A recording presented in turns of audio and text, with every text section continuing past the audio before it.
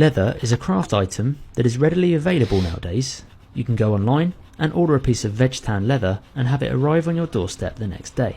For centuries, our ancestors have been tanning leather and using it for clothing as well as armour. Leather can be made from a number of animals, but you can also make leather from fish skin.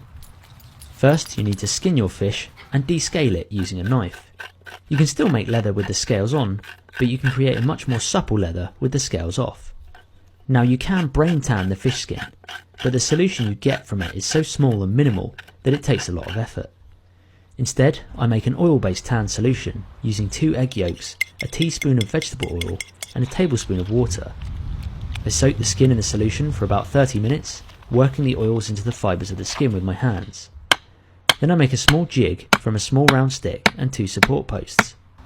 I then soak the skins in water for 5 to 10 minutes before working them over the jig back and forth to help break up the fibres and make them more supple again. Then I make an oak bark tan solution. To make it, I just chip off the outer bark of an oak log and then put this into a Dutch oven or metal container. Place this on a fire and let it boil away for an hour, after which the tannins from the bark will have been released into the water. Sieve out the bark solution into a container. Once it's cooled, put the skins into the solution and leave it for a week. Stir the solution each day to prevent build-up of mould on the surface. After a week, the bark tan solution will have penetrated the skins. I then put the skin back into the oil tan solution, but add a small amount of natural soap just to clean off any mould build-up.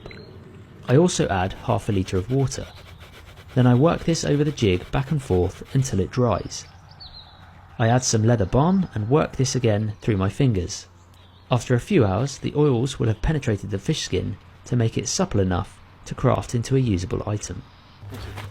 Gorilla Tape is a must-have for your survival kit. You can either store it rolled up, or you can wrap it around something like your knife sheath. That way, it's easily deployable.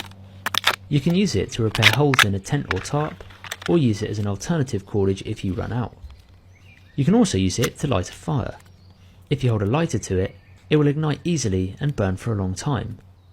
Great for when trying to get fire going in wet or windy conditions.